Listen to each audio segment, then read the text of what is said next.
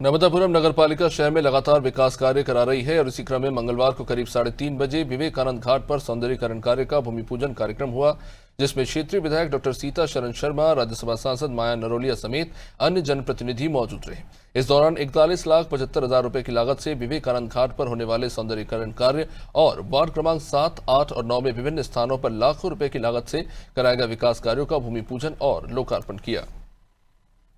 हमारे ऊर्जावान लाडले विधायक जिनके नेतृत्व में और हमारे नगर पालिका के यशस्वी अध्यक्ष बहन नीतू दीदी, महेंद्र भैया, जो लगातार इसके विकास के लिए अड़े रहते हैं, और मध्य प्रदेश के मुख्यमंत्री जो